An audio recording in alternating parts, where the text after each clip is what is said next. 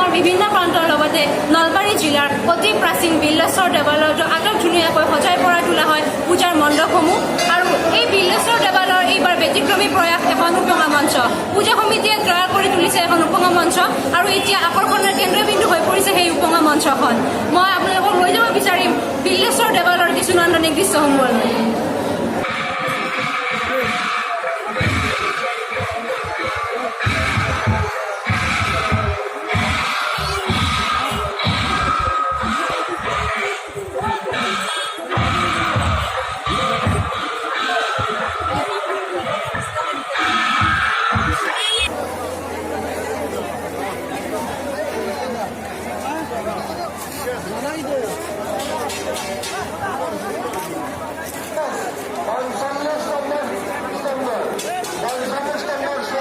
বিল্লেশ্বৰ দেৱালয়ৰ অকল মহানৱমী নহয়, বিল্লেশ্বৰ দেৱালয়ৰ বছৰত যিবিলাক অনুষ্ঠান উৎসৱ পাৰ্বণ চলে এই গোটেইবিলাকে ব্যতিক্ৰমধৰ্মী।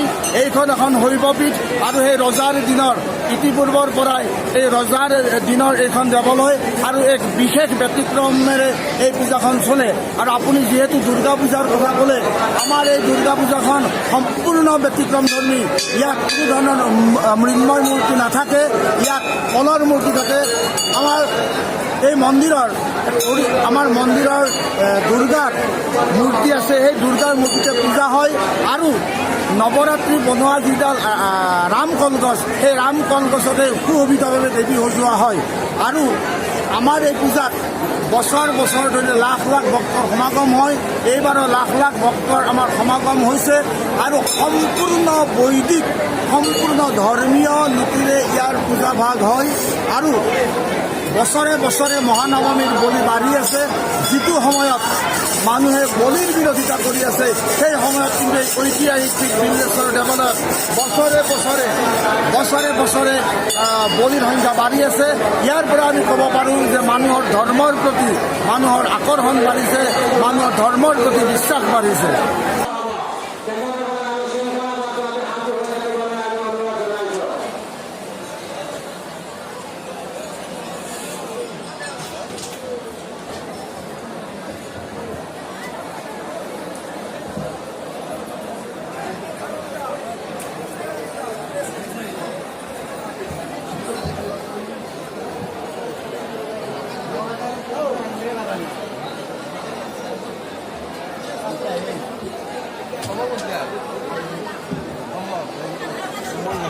আজি মহানৱমী পূজা আৰু আপুনি ইয়াত আহি উপস্থিত হৈছে। আপোনাৰ এই পূজাত বহুতো জনগণ আহি উপস্থিত হৈছে, আপোনাৰ অনুভৱ কি?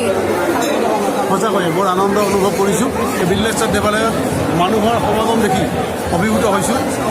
আই দুৰ্গতি নাকিনী দুৰ্গা দেৱীয়ে সকলোৰে মাজৰ পৰা এই অসূয়া অমংগলবিলাক দূৰ কৰক, তাকেই দেৱী মাৰ ওচৰত কামনা জনাইছোঁ।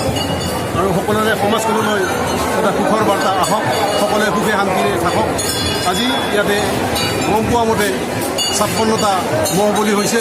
মহ বলি বিৰোধিতা কৰি থকাৰ সময়তো এই 56টা যি বিধান হৈছে, আজি মহ বলি হৈছে। এবাৰ অসংখ্য কথা বলি হ'ব, পাৰ চৰাই বলি হ'ব, কোমোৰা বলি হ'ব। এইবিলাক দেখি ধৰ্মৰ প্ৰতি মানুহৰ ভক্তি সদায় সদায় বাঢ়ি যাই আছে, ধৰ্মৰ বিশ্বাসটো যিহেতু বাঢ়ি আছে মানুহৰ, সেইটো উপলব্ধি হৈছে। সঁচাকৈয়ে বৰ আনন্দ অনুভৱ কৰিছোঁ, খুব ভাল লাগিছে।